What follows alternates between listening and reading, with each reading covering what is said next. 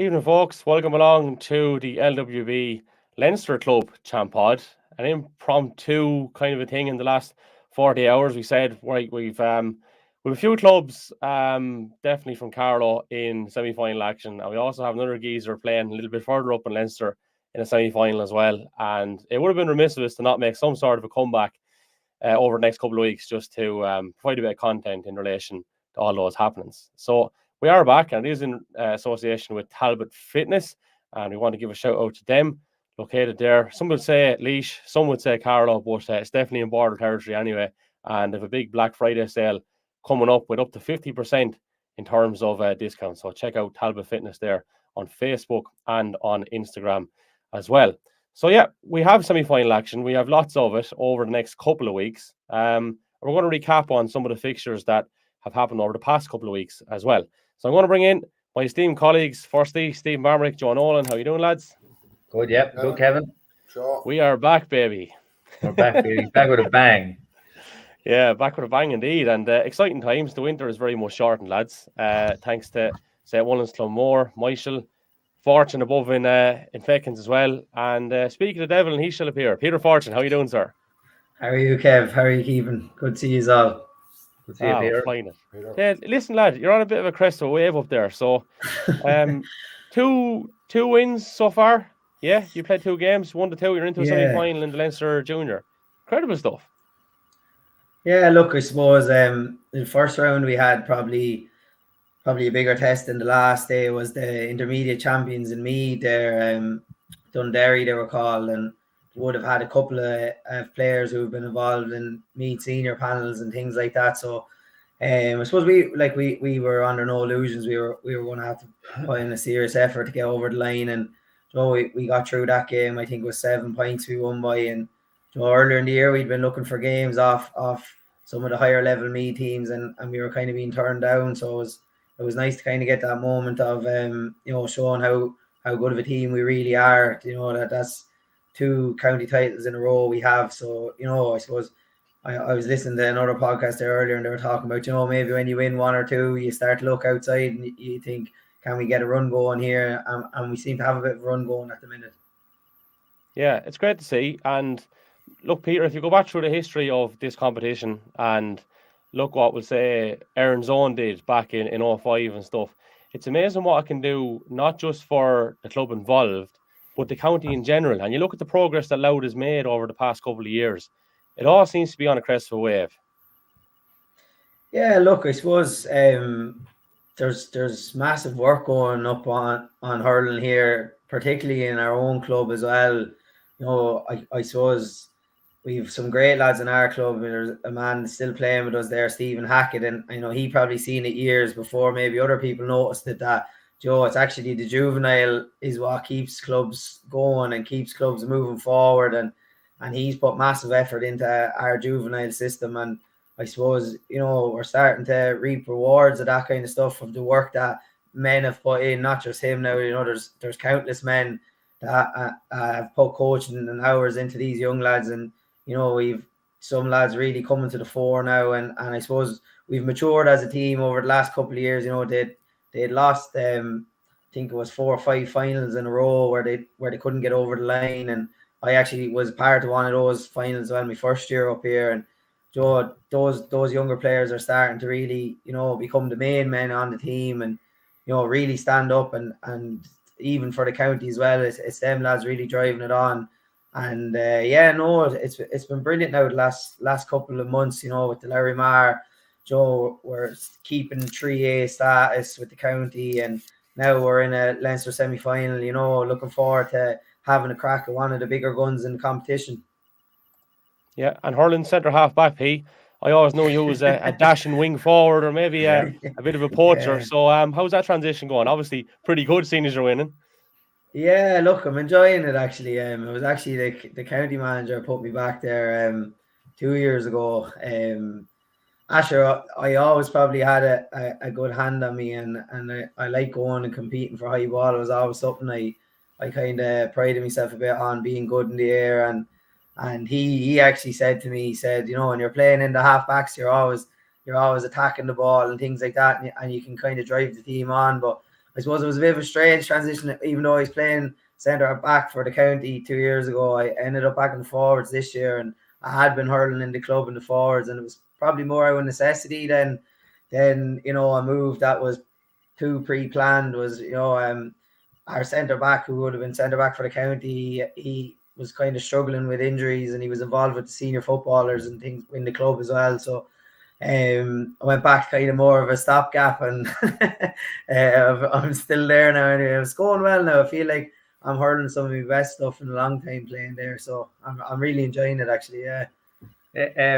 Peter, I remember when you said there you're good in the air. I don't know whether you remember back. I think you were on the combined hurling team one year, weren't you? The Carlow Schools ones. Yeah. I remember actually one particular match when you were on about catching the ball and going. I think we were hurling Good Counsel down in Good Counsel. And I think it was you, Dickie Murphy, was refereeing, and you got you got opened. You put your hand, caught a ball and turned and got absolutely opened. Nearly your hand hanging off you. And Dickie Murphy, I remember roaring in from the line saying, Dickie, what about a free? And he says, play on, he's grand. And I remember your hand, I'd say we were about 5 or 10 minutes trying to sort out your hand. You absolutely lettered. You definitely have that good hand and that good eye for that role, that centre-back role that you're playing in now.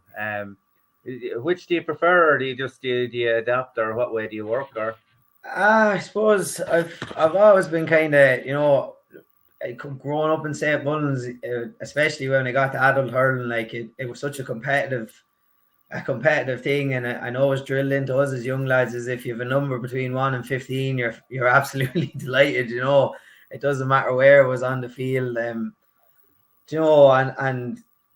I suppose I've traditionally always been a forward, but I am really enjoying the role. And I suppose on the flip side, I probably was never the biggest scorer as a forward. I was more of a kind of win the ball. I was a runner, and I used to play wing forward beside Mouse a lot. When you have a sharpshooter like that, you know how to put the ball into his hand.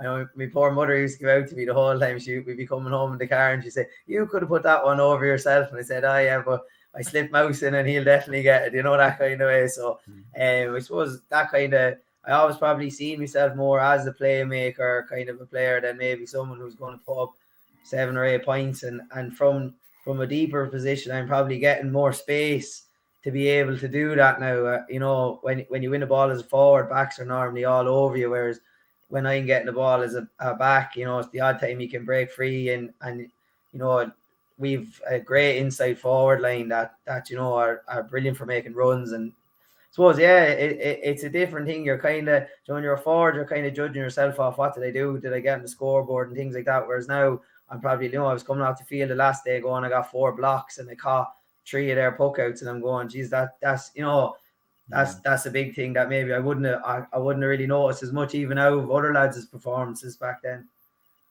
Mm-hmm. And whether you're playing the backs or the forwards, I think you always go home and you do 10 things right, or maybe 10 things, 9 right, and it's just the one that sticks with you. I think it's just maybe a nature of being human. So before we actually move on to St. Mullins, there is the distinct possibility of a mad kind of we'll say a novel encounter, whereby you have your semi-final on Saturday week, which is great firstly for you because St. Mullins are playing Sunday week, so you get to see both the same as you did last weekend. But on the flip side, and Joe mentioned this off air, blacks and whites, a lot of those guys you would have hurled with in Boris Vocational School, but one guy in particular was a club mate of yours. Now, I don't know if you got to hurl a game with him, you were saying off air, but Michael Maloney down there, like, you couldn't write this stuff. The club stuff was mad altogether, isn't it? Yeah, I suppose, like, I know a lot of the Sciac lads, and it'd be quite friendly. I was actually at a wedding there the weekend before our quarter final. I was down, Joe and Mert Kelly's sister Breed would have been in my class, and I'd be good friends with Breed. So I was in college with her Minute, so I was at a wedding chatting to them all a couple of weeks ago. But I suppose, like, we were all, personally, I was delighted to see Sciac get over the line. We know a lot of lads, and I would have hurled with a good few of them in school. Now, I wouldn't have actually hurled with Michael there at all now. But there's a good few of the lads that I would have played with on school teams and Boris Vocation School there, and to be good friends and that. And they were a long time going for that big win. And I actually texted a good few of them after saying, was over the moon for them, and it would have been a club, I suppose, with say Mullins, we would have played a good bit, like they were always a very good practice match to get, we like, suppose being neighbouring areas, there's that bit of bite, no one, even though it's only a practice match, no one wants to come out the other side of it because you're meeting them in the pub in Greg a couple of weeks later, and there's the few sly digs or sly comments or whatever. But yeah, no, it's mad. Like I was saying that to my mum the other day, like, well, not looking too far ahead or anything, but the possibility of maybe winning a Leinster Semi Final, you'd never be thinking you were going to be hurling all these lads that you know so well or whatever. But that's the possibilities that's there. Yeah. Okay, sure. Look, we will come back to that fixture and confirm it again. But I want to talk about St. Mullins because I met you before the match the other day. I said you had a few pints last Saturday night, did you? No, I didn't actually. Did you not? You looked like a lad now No. that was under a little bit of pressure, but I know half the country is looking to talk to you as well, and you're saying not gas now, so. The lads were all out, but I knew I had to drive, so I was out with them, but I was on the water, unfortunately, Saturday night. Now The old Guinness clear, huh? Yeah, I'd promised my sister Evelyn was in Dublin, and she really wanted to go down to the game, so I promised her that I'd collect her at the Red Cow at 11 o'clock. So I had to stay in the water now myself, but I was more tired. I was wrecked the whole they say the adrenaline dump after a big win or something like that. I don't know what it was, but I was feeling it all right. It's often strange, isn't it, P, after games, and I particularly notice it in terms of management point of view, where it's just an empty feeling after a game, regardless of whether you win or lose. You almost can't think sometimes. The adrenaline has left your body, as you say, and you don't really know what's going on. It's not till the next day or maybe the day after things are starting to properly click with you. But anyway, first point I want to make, and I'm reading an awful lot about this, right? There was a time when us as Carlow people, or maybe more so people outside of Carlow, were looking at a club game between a Carlow side and a Wexford side, and if a Carlow side happened to come out on top, which hasn't happened that often, or in general against an underdog, was there's this big thing, mad stuff that's after happening here. But now I think it's a little bit different. Now we're not so surprised when things like this happened, which for me is a real mark of progress. But a lot of the outside noise, outside of the county, still seem to think, wow, like that's a massive upset. That's not downplaying the victory, was phenomenal. And the guys are obviously out in the field and it means an awful lot to them. But I actually think that's a really good thing, Peter. I don't know what you think of it, but it seems like we've come a long way with how we think of ourselves, and St. Mullins and Rangers in the hurling sense are largely responsible for that. Yeah, well, like I was going down Sunday and I felt we were justified favourites. Like, there was a lot of lads, like especially up this end, because I was telling them that I was heading down on Sunday, and they were going, "Geez, like are they much of a price in the bookies or not?" And I said, "No, I said they're favourites, and that's the way it should be, Like we were in the last few years, if you compare the two clubs, we've been in the better form, and we've shown that, like. I suppose even going back to that Leinster run before, like we probably felt, and I know that probably the lads wouldn't say it now, but being away from the panel, I know I felt it. I felt we were as good as any team in Leinster, and I didn't personally fear going to play anyone in practice matches and things like that. And like you said, and we've probably all experienced it in our own clubs. I know, say when I started playing adult hurling for St. Mullins, like we would have found it hard to get practice matches against serious clubs, and it was almost like I can remember playing certain clubs from Wexford and Kilkenny where we thought we were getting their senior team and their intermediate teams turned up, and that's the way we were being looked at. Or you're playing Kilkenny League games and you're going, you're going ahead, and you can hear lads from the line shouting, "They're only a Carlow team, lads, come on!" Like, and like that's all stuff we've all probably experienced with our clubs. But I think over the last few years, like you've mentioned, St. Mullins and Rangers and especially the county team, I find as well, like, there's been massive days for all those teams that have shown, what incredible hurlers are in this county. And it was brilliant to see there at the champion awards night there, just to see Mouse and Chris recognised for a year where hurling didn't really go as well for the county as probably many hoped. But like, they showed again, like they're probably two of the best forwards in the whole country on their day. And especially that man from our club, I know you had the clip up of him nailing the free after getting hit in front of the stand, but just some of the stuff he's done, like he should be a household name all over the country in my eyes, and for someone who's played with him since I'm 4 or 5, like he's always been like that to me anyway. Steve, you're shocking quiet up there. I'm going to bring you in on this, seeing as you're involved in the commentary. Was it a cardboard cutout or something? No, hold on. Yeah. Any observations of what Peter has said there, Stephen, or even general observations in relation to St. Mullins and Ferns the other day?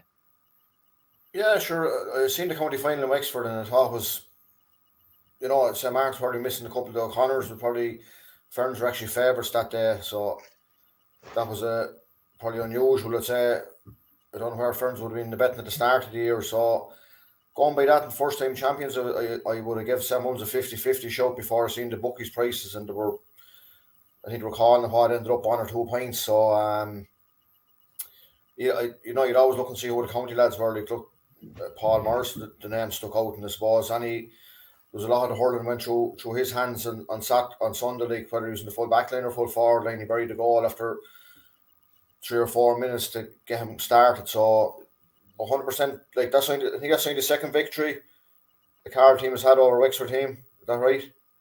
Yeah, I think so. Oulart, with Oulart in 2013, like that.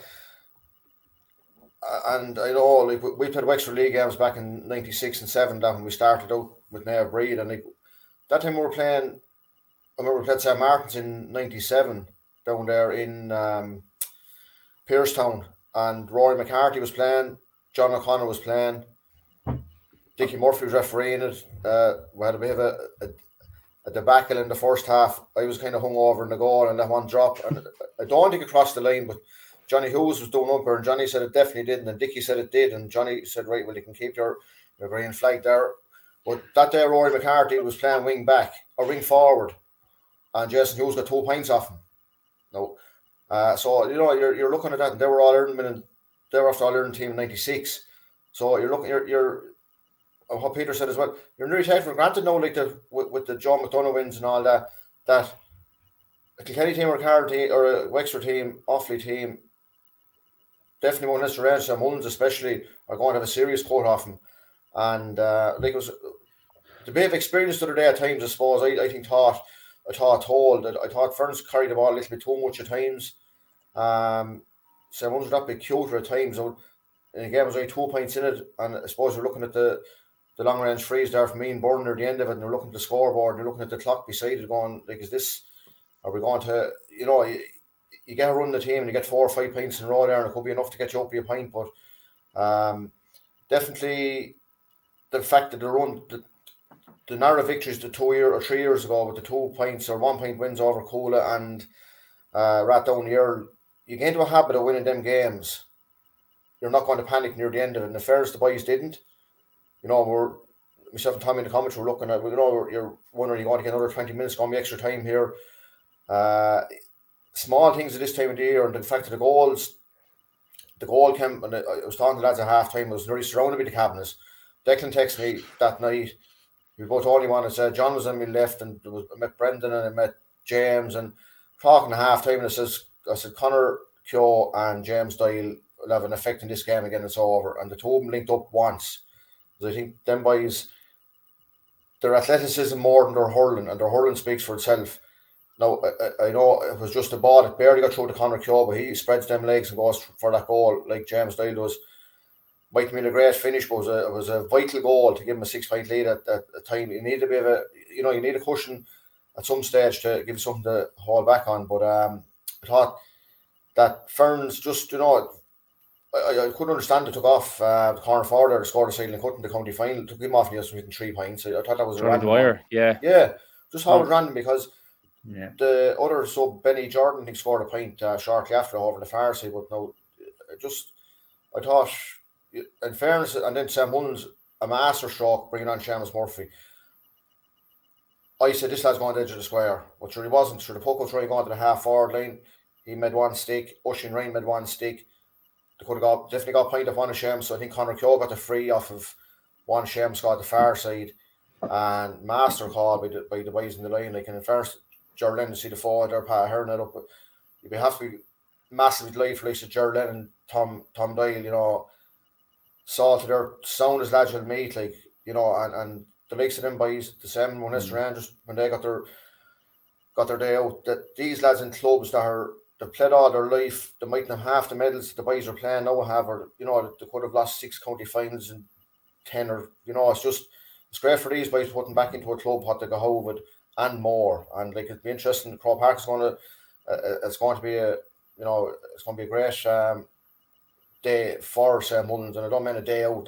That would make it sound like they're only going up for the trip, but they'll be going up to win that game. I know the bookies have a 3-1, and that. But look, that's for another day to discuss that. Joe, I know you probably have a few thoughts on it here as well. One thing I just want to jump across on randomly while I think of it, right?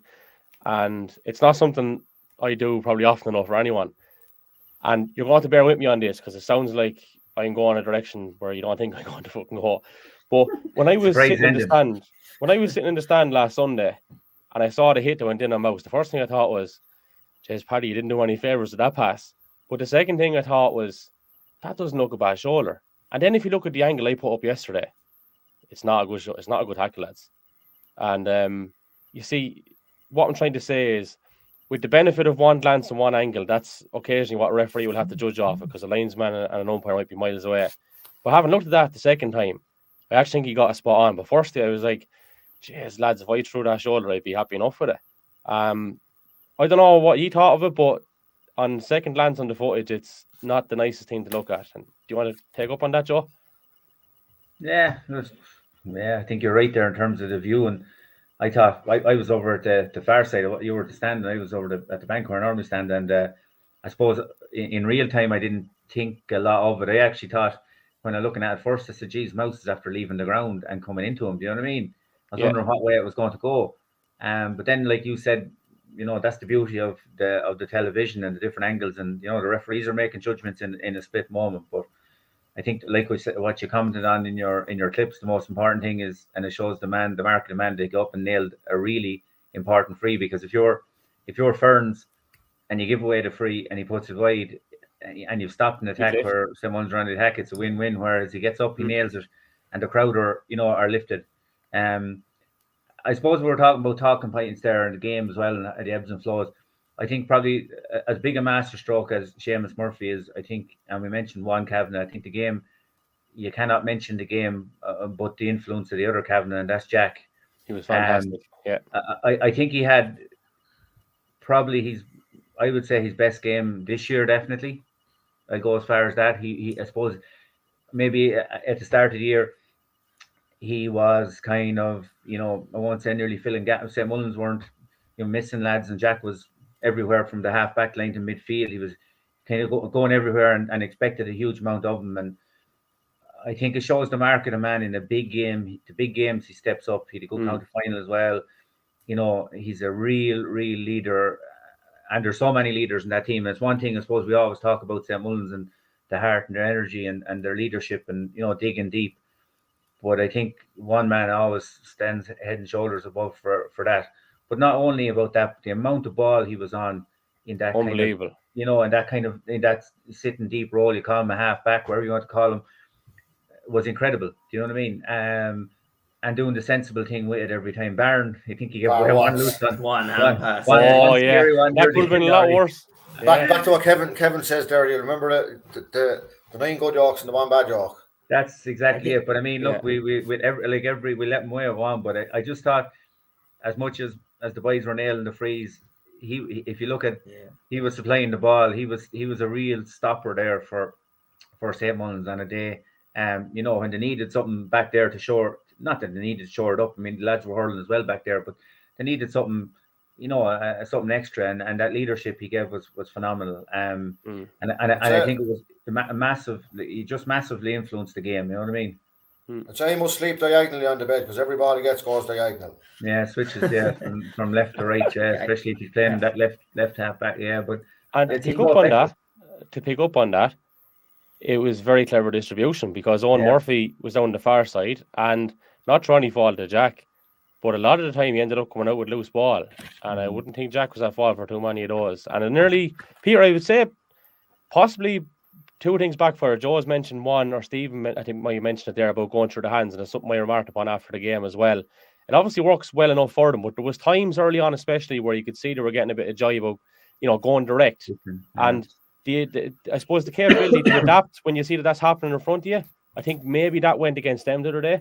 But to go back on the other thing then that went against them, by having Owen Murphy there, it gave St. Mullins luxury of having someone free. And it just suits Jack down to the ground.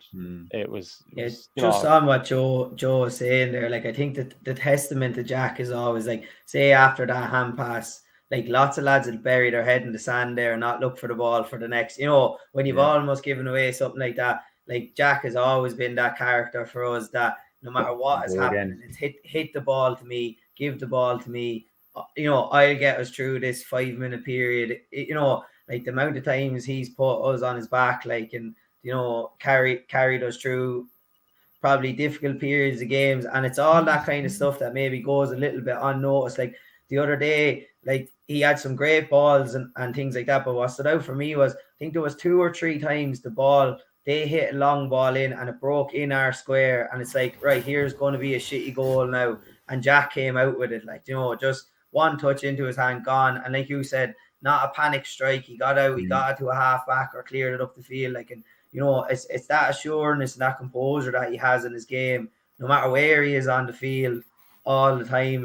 It's such a testament to the character he has. Like, Joe, like that, after making a mistake like that, you'd easily just whip on the ball in the square. You don't want it, but like, he's I'll pick this up in front of everyone, in front of the goal. And I just thought, you said it was one of his best games that he had this year. I think it's one of the best games I've seen him have for St. Mullins in as long as I can remember. It's into that different role. You go back a couple of years with Jack, and not writing him off right now if you listen. But that high energy, that mass, that covering massive ground, that that real high octane stuff.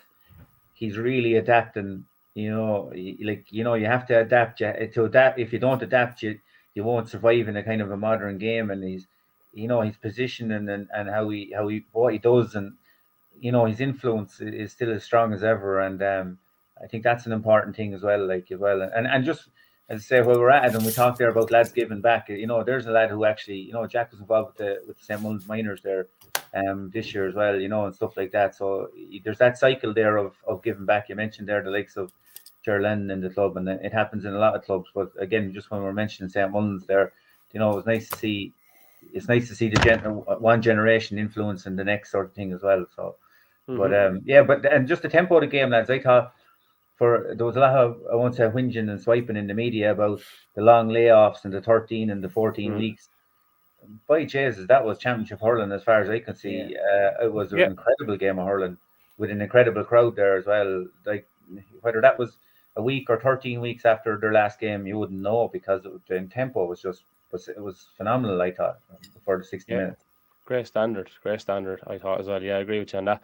Peter, we're near enough at the end of our tether, so just a couple of bits and bobs before we finish up. Yeah. It's a thought I had the other day, and I said it to the lads, right? Goes back to the psyche a little bit of the wind of the day, the nature of it, and what we come to expect. And in relation to this, then, if you think of Croke Park, and typically you'd be thinking of Carlow teams going up and being a little bit nervous for them. Will the occasion get to them and all this, right? And I looked at the balance of things, and if you look at the Kilmacud squad, look at the St. Mullins squad, it's not too dissimilar. And in actual fact, St. Mullins may actually have a couple of lads more in terms of the number of people that have played in Croke Park. And then the other side of that coin is, and it's a funny one, right? Dublin teams generally have this thing in your head that even if they've never played in Croke Park, they're just automatically that bit more conditioned to it. But to flip that back then, the St. Mullins lads just take everything in their stride. You look at Michael Walsh a couple of years ago when he was tasked with taking on TJ Reid and how he stuck to that gamely. Like, I give St. Mullins a really big chance here in Croke Park. A really big chance indeed. The space, you'd be thinking Kilmacud, but sure, St. Mullins have pace to burn. Like, what have to lose? So what's Peter Fortune's thoughts? I know it'll be a head and heart situation, but how do you see this one? Yeah, well, look, like you said there, like, we've lads not only have played in Croke Park, but they've won finals in Croke Park, and there is an experience to that, and going through it, like, I suppose the one that sticks out in my mind is like James Doyle and the 4 goal. Like that pitch is made for a man like James Doyle. Like, and you seen the other day, I suppose it's a testament to you're talking about the level that St. Mullins are at now. But like I Joe, you were on the same side as me, but the man on James Doyle was there to try and take him out of the game. He wasn't there to play hurling. Like, and that's the level of forwards that we have now. Like, there's lads that you have to really plan for, and in a space like Croke Park, it's very hard to take someone like that out of the game. And as Stevie was saying there, like, you see Connor the other day, like, and I managed Connor when he was under 14, and he hasn't changed at all in the style that he plays. Like, when he sees an open gap, he just goes for it. Like, and like, a lot of people, especially with the pass, I know Stevie was saying it was a bit of a, it wasn't exactly the pass maybe James wanted to play, but kind of off balance there. A lot of lads maybe tap that one over the bar and say there's a point, on the board or whatever. But like, we have a lot of forwards that are, like you said, they're pacey, they're on the front foot, they want to go at you, they want to take the game to you. And then you have a nice balance of, like, you have a John Doyle that you can go direct and he's probably one of the best hands around. Like, the way he's able to take ball out of the sky is, unbelievable. And like you were saying about the likes of, being able to bring a Seamus Murphy off the bench to target, like, is, like, to have that experience, to be able to bring in and impact the game. And and then on the flip side, like, I think, like, our backs are very, very strong. Like, you're talking about, John Doran, Paul Dyle, Paddy Keogh there as a full back line. Like, like, there are some, hurlers that have been doing it for however many years, like, at the highest level. Like, so, and then, like, the half back line, like, it's probably been one of our launching points for the last few years. Like, if Ger and Michael there have been unbelievable in my eyes for the last few years at half backs. And then Paddy O'Shea, for me, I thought he was nearly just under Jack after the last few minutes. So I thought he was probably one of the best players on the field the other day. Brilliant, and he probably even had a couple of minutes where I think one or two passes maybe went wrong for him, and like that he just reassured himself, and then he plucked one out of the sky, and after that he never looked back. He was gone. So look, I think they're going to come into this game full of confidence, and why wouldn't they? Like, they've had a long layoff after getting that off their back now. They after getting a big win, and even like you kind of want to come through a battle like that. That's probably what stood to us the last time we went on a run. Was, like Stevie mentioned, it was 1 or 2 point wins, and it was like no matter what was in the last few minutes, you were confident that you could get over the line because you'd been through it already. So I have full faith in the boys anyway that they're going to go up anyway, and they're going to put in a massive performance. And look, and that's all you can do and see where it takes you. And just to confirm that fixture again from the Feckins' point of view, so Saturday week, opposition and time and venue. Yeah, so we're playing Horswood. They're the intermediate AA champions in Wexford, and we're going to be playing in Enniscorthy. I think we're still waiting 100% on the pitch confirmation, but it's going to be 1:30 on the Saturday. So yeah, look, I suppose hopefully there'll be a few down. I know a couple of people stopped me in Dr. Cullen the last day just to say that they're hoping to get down on the Saturday as well. So hopefully we'll be able to maybe turn it into a bit of a home field advantage for us as well. And then should look, all roads lead to Croker then, and hopefully it'll be another big day for St. Mullins. Good stuff, Peter. The very best luck, and thanks for joining us again. All right. No worries, Kev. Mind yourselves, lads. Best. Come on, Peter Fortune. So man. I want to move on to. I'm going to move this second camera here first, Tanya, because it's gone skill waste. That's what we're going to do now. In relation to Michael, they're in a Leinster Semi Final in the intermediate grade this Saturday. They're taking on Nafina. That's up in Nafina. 1 o'clock, I think, is throwing time, and they had an unmerciful battle last time out. And there is a capability or a possibility of a Carlow Kilkenny final on the cards, which wouldn't be too unusual for Michael in Leinster, I suppose, altercations down through the years. I think James Stevens are over on the other side of it. So we know what their tradition is like. Stevie, I'm not too sure opposition wise how good or what they're like, but we know what Michael can do, and a great chance here, I suppose. Yeah, and I was actually looking at the Nationals there. Like 4 or 5 of them girls are minor still for Michael.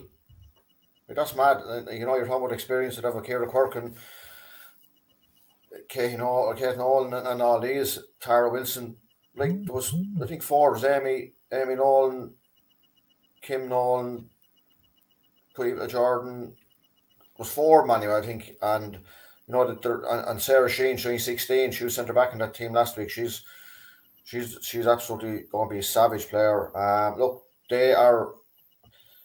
I think Peter said it earlier on that with St. Feckin's, they were from winning a couple of county titles, club championship. Then you're more focused on it. Like you can't be any more focused than Michael, 23 in a row, and every year they go into that club championship. I'd say there's teams do not want to be meeting them because if you're an ace or whoever you are coming out their first time out for winning, you do not want to be facing Michael, and that is a fact. But you know, that game went extra time. I think the one be 220 to 3-9 in the wind up. You know, that's 7 or 8 points, and look, Brendan Head and have them. They will be, you know, their team out. We said about Sam Mullins eking out the victories, 1 and 2 point victories.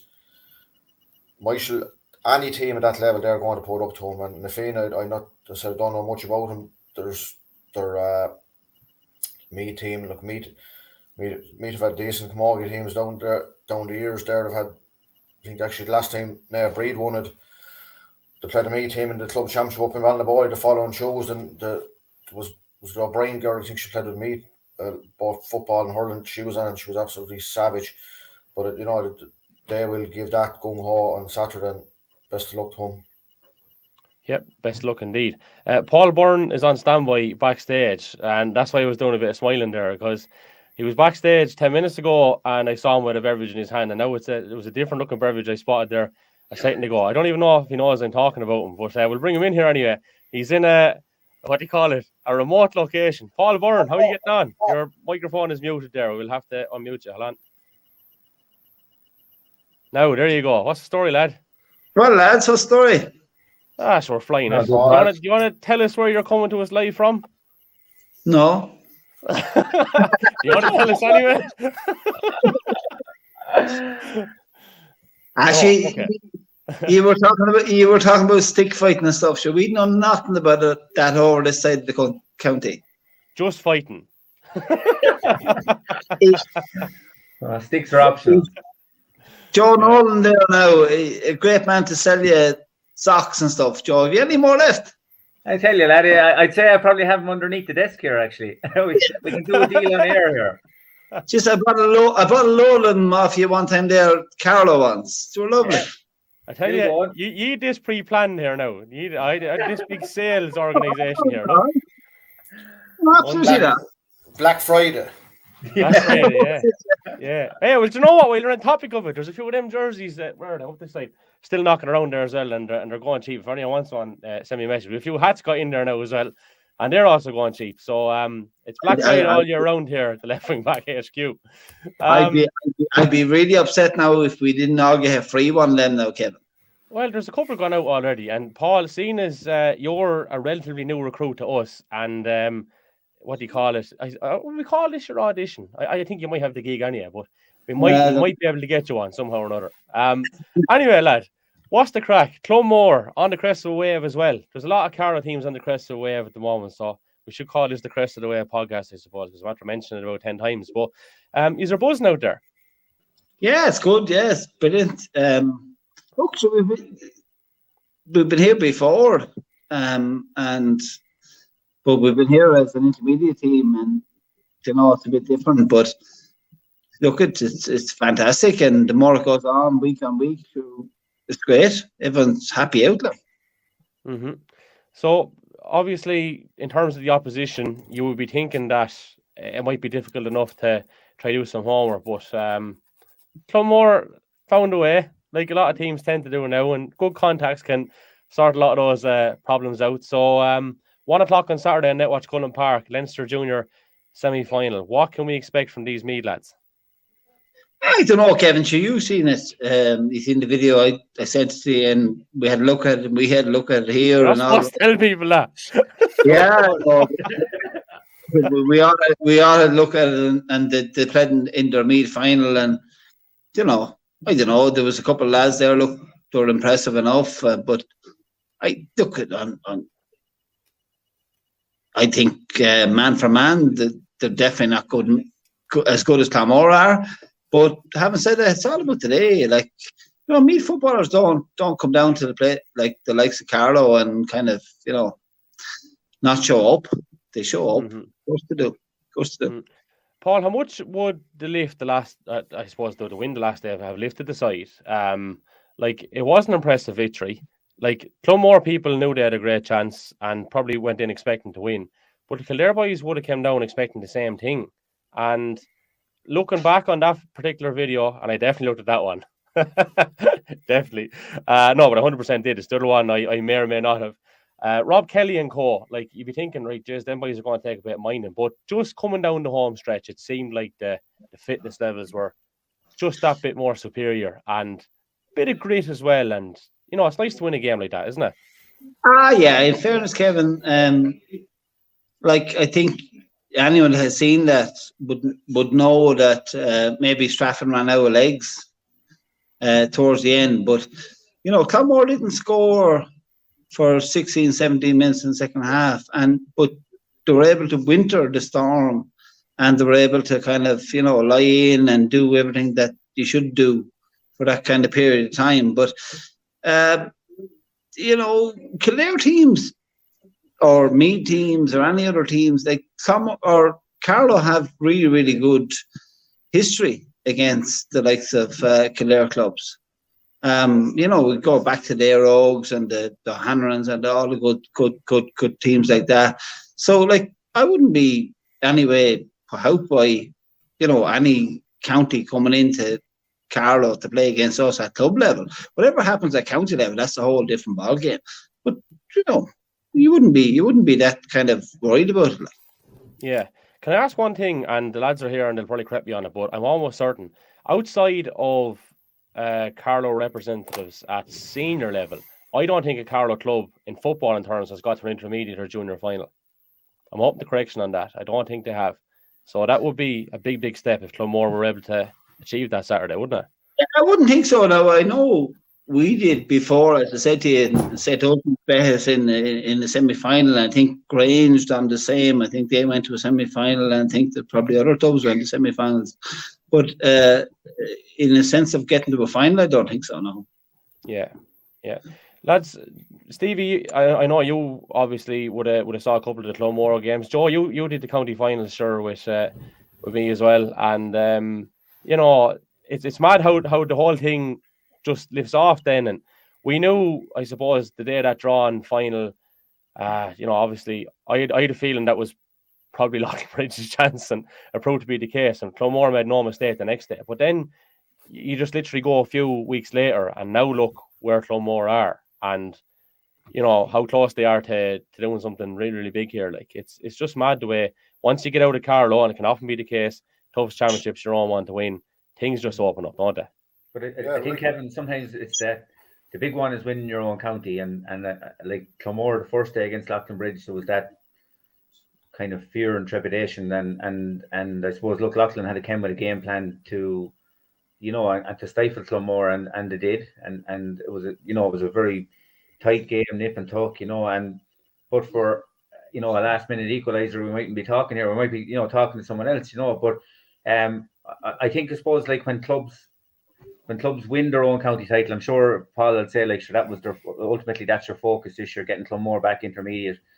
You've had an incredible year out there, I know, in all levels, when you look back on it, but just say for your main team, it's getting back up intermediate. And so when you've that box ticked, I think you can let the shackles off a little bit. And I think you have the players to play, to play the football, to put it up to anyone. If I think if a team go kind of toe to toe with you in terms of an open game, I think you're so well equipped to pick off teams. You know what I mean?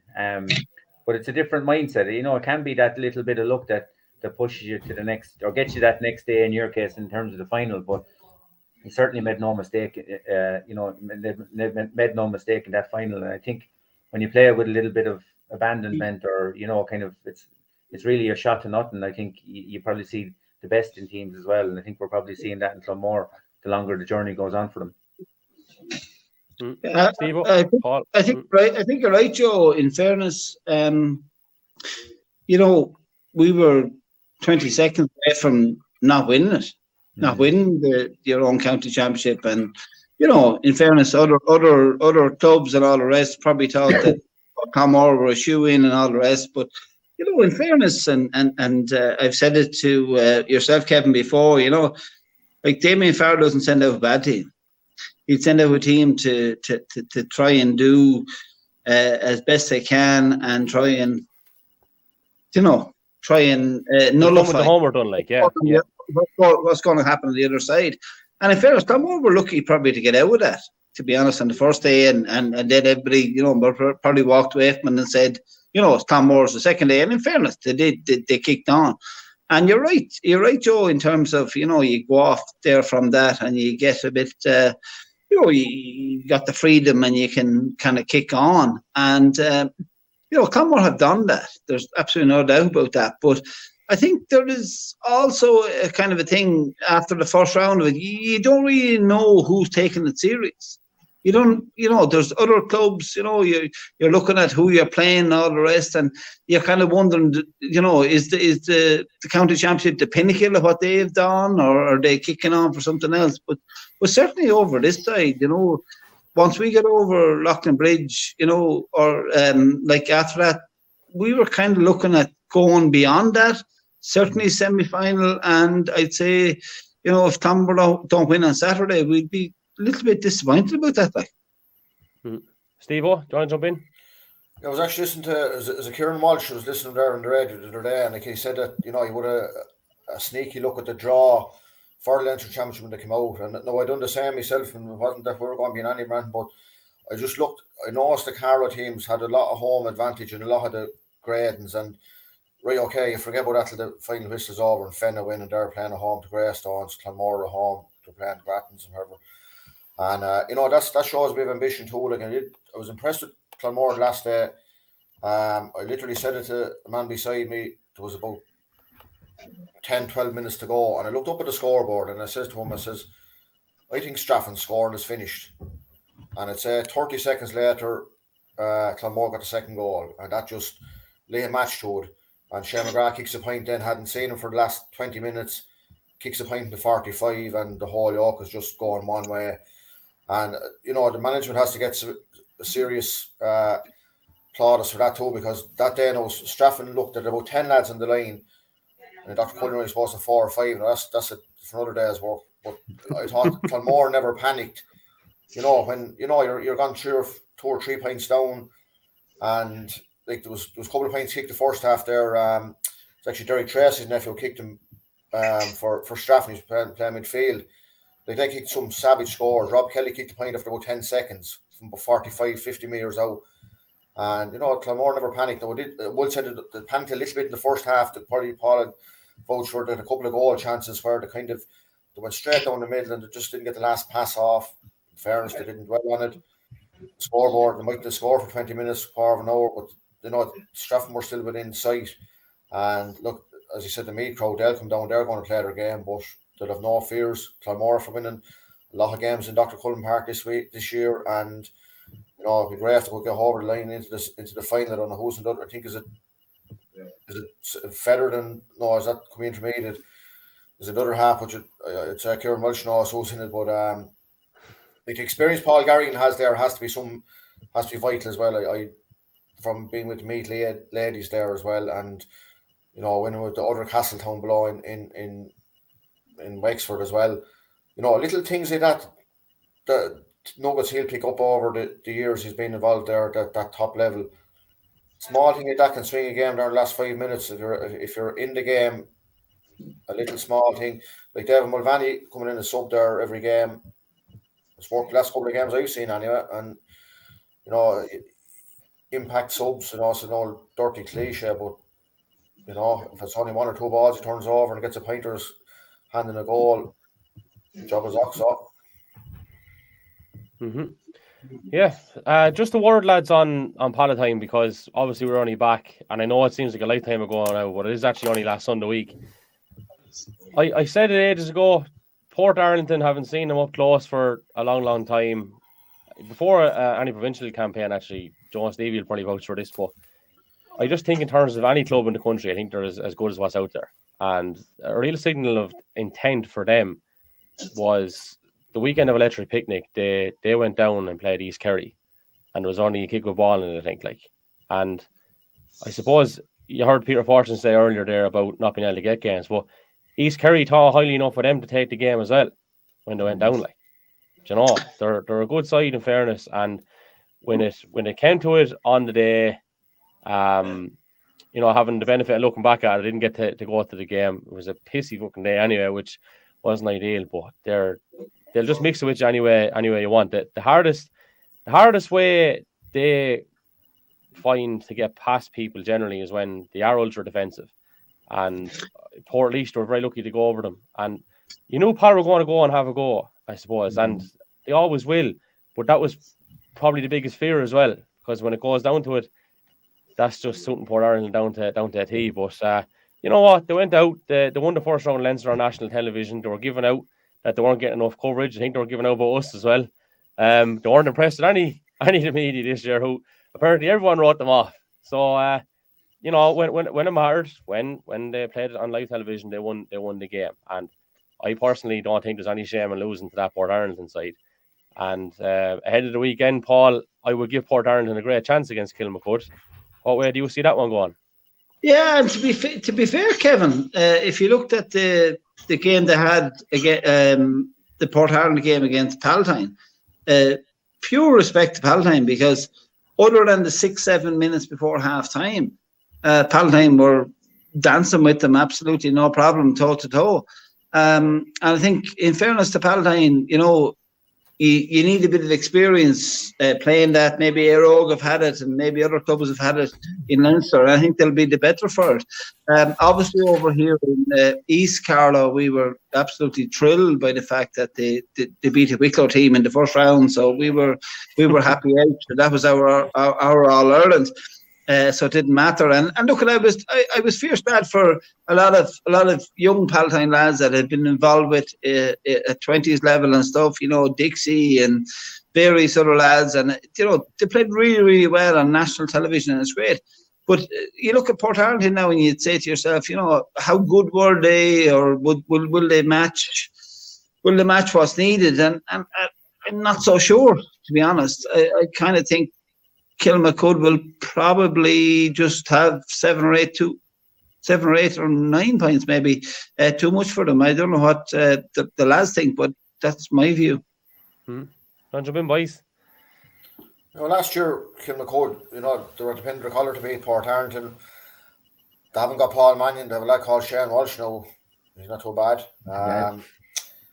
I'm just looking there now. I'm actually wearing the Kilmacud colours, I think. That's indeed, Joe. Pure accident. Back to what you said about the ultra defensive, probably that trouble with Port Leash, you said, Kevin. Kilmacud is probably going to be, they won't mind if they don't have a little last 5 minutes. That game against, they had to get a goal to go ahead in the Port Ireland game last year. So you might be thinking once bitten, twice shy, but Port Ireland, if they play as well as they can, will give them enough of them, and beating them is two different things. You still have to fancy Kilmacud, they're probably freaking 11-8 or 6-4 to win All Ireland. But I'd like to see Port Ireland, if they come out all guns blazing and give it as good as they can. You have a cracker of a match. If it's something like the display Clonmel commercials played on last Saturday evening, that brand of football they played was refreshing to see. If anyone's seen it, it was just lovely.